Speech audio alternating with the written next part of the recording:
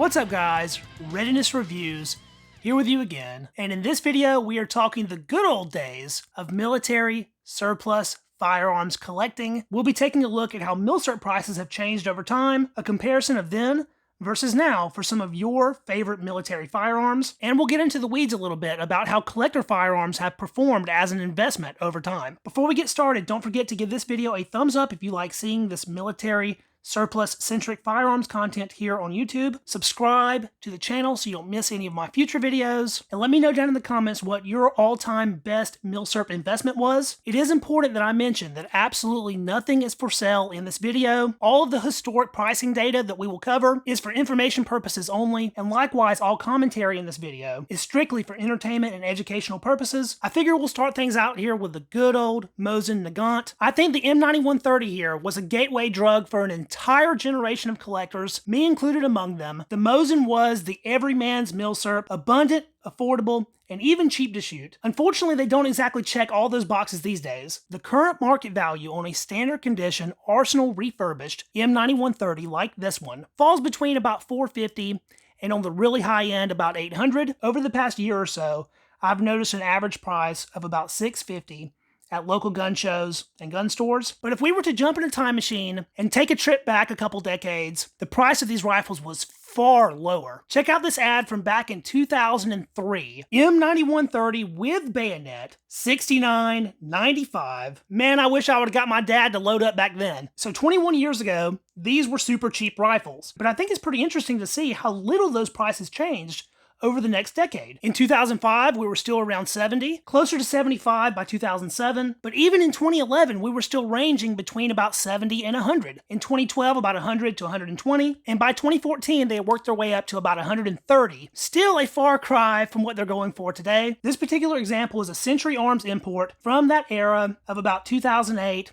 to 2011, and as we saw before, you could get your hands on one of these for about $100 in 2011, and with an average market value of about $650 today, that is a 550% increase in value over 13 years, meaning that Mosin rifles have been a fantastic investment over the past decade plus. But of course, over that same time frame, we have experienced some pretty serious inflation. So what are these numbers looking like if we adjust for inflation? Well, $136 today is equivalent to about $100 in 2011. So adjusted for inflation, an M9130 still comes in less than $140 back in 2011. And if we say that today's market value is around $650, that is a 380% increase in value over 13 years. Still an impressive investment, even adjusted for inflation. When I was doing my research for this video, I started wondering how Milsurps as an investment compare to other asset classes in that same time frame. Gold has been a safe haven asset for thousands of years, but how is it compared to firearms over the past 13 years? Well, the average price for gold in 2011 was about $1,572. At that time, $100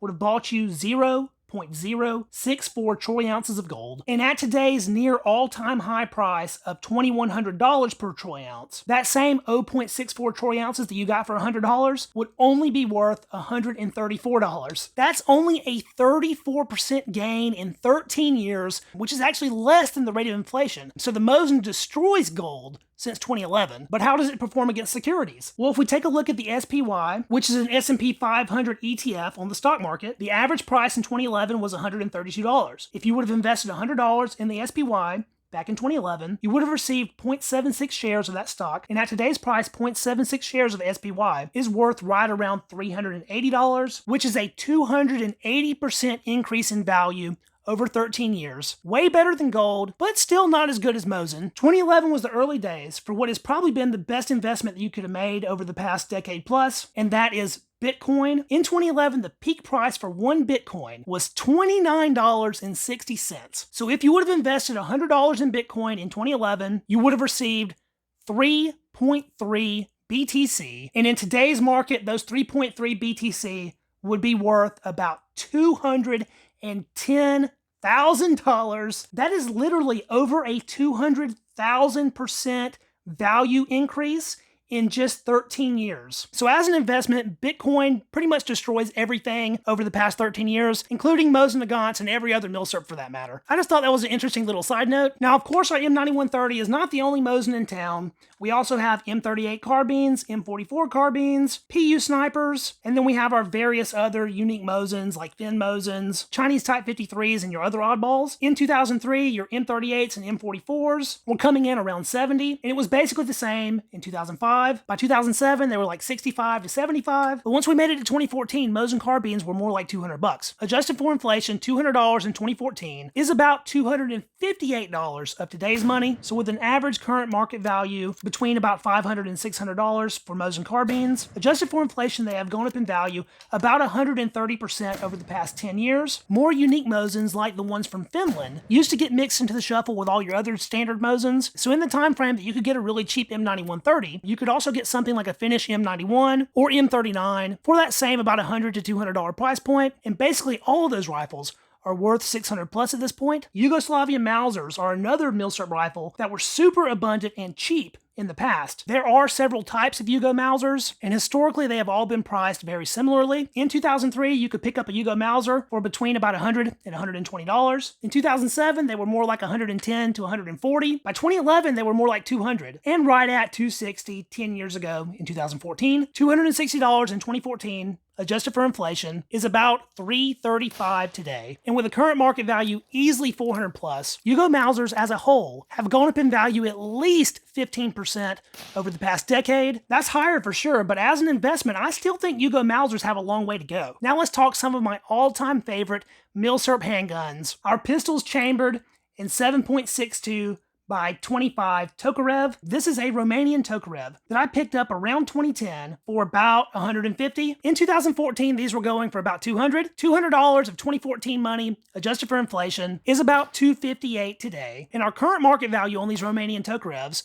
comes in at about $450 plus these days, meaning that over the past decade, these pistols have gone up in value about 75%. The story is similar for most of our other Tokarev variants. In 2011, you could get a Yugoslavian Tokarev between about $180 and $200, and they were still basically that same price by 2014. In today's market, the lowest you'll find them for is about $350. So taking inflation into account, that's about a 30% increase in value over the past 13 years. I love the CZ52.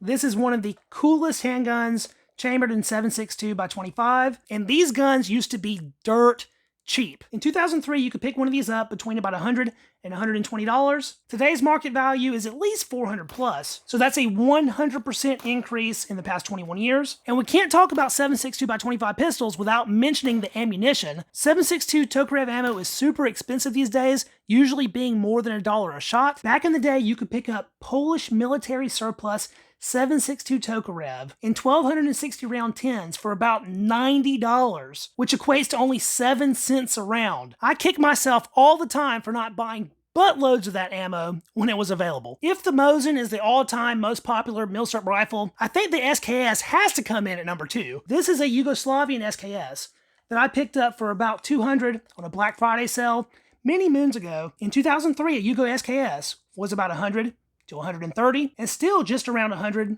by 2005. By 2007, they had jumped up to between $140 and $200, and by 2011, they were coming in between $280 and $320. Today's average market value on a Yugo SKS is easily $800 plus. So if we look at that $100 price point from 2005 and adjust that for inflation, that was equivalent to spending about $157, which means in the past 19 years, these Yugo SKSs have gone up in value over 400%. If we don't adjust for inflation, it's more like a 700% increase in 19 years. If we look at those 2011 numbers, about $300 in 2011 is equivalent to about $407 today. That's a 100% increase in value over 13 years. And if we don't adjust for inflation, it's more like 167% in 13 years. The Yugo SKS has been a very solid investment, and all SKSs fall into that same category. Back in the day, you could get a Chinese SKS for $200 or less, and they're basically all worth $600 or more today. Not that long ago, Russian SKSs were going for $400 or less, and they're all over 1,000 these days. And check out this Romanian SKS from 1999, 190 bucks. Romanian SKSs are all over $800 in today's market. $190 in 1999, adjusted for inflation, is about $348 today, meaning that the Romanian SKS has gone up in value 130% in 25 years. When I first started collecting, Mannlicher straight pull rifles and carbines were some of the absolute cheapest Milsurps you could get your hands on. In that time frame between 2008 and 2010, these rifles were being imported in huge numbers, and they were only going for about $80 to $100. I am specifically speaking to the rifles and carbines that underwent the update to the 8x56R cartridge. The unconverted 8x50R rifles were much more difficult to get your hands on back then. In 2009, we'll say that one of these rifles had an average value of about $90. If we adjust that for inflation, that's about $128 today, and the current market value on these guys is somewhere in the neighborhood of $450 plus today, which means that our Mannlicher straight pull rifles and carbines have gone up in value around 250% in the past 15 years. Post-war German P38 pistols have been a very popular Milsurp as of late, but back about a decade ago, you could pick up the World War II version of the P38 for about the same that you will pay for a post-war example in today's market. In 2012, World War II P38s were $580, and 2 years later in 2014, they were still about the same price. $580 in 2012 is equivalent to about $770 today, but the market value on pretty much any World War II P38 that you'll run across is going to be something in the neighborhood of $1,200 plus, which means if we adjust for inflation over the past 12 years, a World War II dated P38 has gone up in value about 55%. If we do not adjust for inflation, though, it's about a 100% gain in that same time frame. There are few companies more hated in the Milsurp community than Mosins and Mausers. They've always been considered refurb, parts bin, junk guns, but that has not stopped their value from skyrocketing in recent years. Back in 2005, a Mosins and Mauser with bayonet was about $500. By 2014, they were offering them without the bayonet for about $400. Well, $400 in 2014 is about $515 today, and I have been seeing ridiculous prices for Mosins and Mausers in recent time. I've seen them priced between $1,200 and $2,000 on a regular basis. That means Mosins and Mausers have appreciated about 130% in just 10 years, despite being parts bin junk. Personally, I missed the boat on Nagant revolvers. Unfortunately, I wasn't quite 21 the last time these handguns were available in abundance. In 2007, a Nagant revolver was about $90. By 2011, they were still only about $100, but today in 2024, they're usually somewhere between $500 and $600. $90 in 2007 is about $133 today, and that means that in 17 years, Nagant revolvers have gone up in value 300%. And I don't have a single one in my collection, which I am super sad about. Finished Suomis are another Milsurp that I missed out on. Back in 2011, you could pick one of these up for about $400, but today they're more like $1,000. So the Suomi has gone up in value about 85% over the past 13 years. The most excellent Swiss K31 is a Milsurp that I have in my collection. Unfortunately, I didn't pick mine up back when they were super affordable. The Swiss K31 is one of the highest quality and probably most accurate military surplus rifles you could ever get your hands on. I'm going to be upfront with you guys when I say that I think these rifles are still undervalued even in today's market. But back in 2003, you could get a K31 for about $100. In 2007, they were between $160 and $190, and in 2011 they were between $200 and $300. $100 in 2003 is about $166 in today's money. The current market value on a K31 is between $500 and $600. So in 21 years, the K31 has gone up in value about 230%, adjusted for inflation, and I have no doubt that they will continue going up in value as time goes on. I can't talk about Milsurp guns without mentioning a Lee Enfield rifle. Most of the pricing data that we've covered in this video has taken place in the past 2 decades. For our SMLE, we're going to take a look all the way back at 1956, where you could pick up a number 1 Mark III for $25. In 2024, the average price for a decent condition SMLE falls between about $500 and $800. So in the past 68 years, the number 1 Enfield has gone up in value 25%. 500%. But how's it looking if we adjust that for inflation? Well, $25 in 1956 is equivalent to about $280 today in 2024. So in the past 68 years, close to one lifetime, the SMLE has gone up in value 133%. So let's once again compare those gains to what you would have received with gold. In 1956, 1 troy ounce of gold was about 35 USD. If we adjust that for inflation, that's about $400. Here in 2024, 1 troy ounce of gold is worth about $2,100. So adjusted for inflation, gold has gone up in value 425% in those same 68 years. If we don't adjust for inflation, gold has increased more like 5,900% in 68 years. So with 133% gains in 68 years, the SMLE has not been a bad investment, but over the really long time scales, other asset classes do outperform firearms as an investment. And the fact is, Milsurp Firearms maintained very similar values for an extremely long time. The price that people paid for Milsurps in the 50s and 60s, adjusted for inflation, was about the same in the 70s, 80s, 90s, and even early 2000s. It has only been about the last decade and a half that we have really seen exponential growth in Milsurp values, taking into account inflation. You've heard my piece, but now I want to know what you guys think about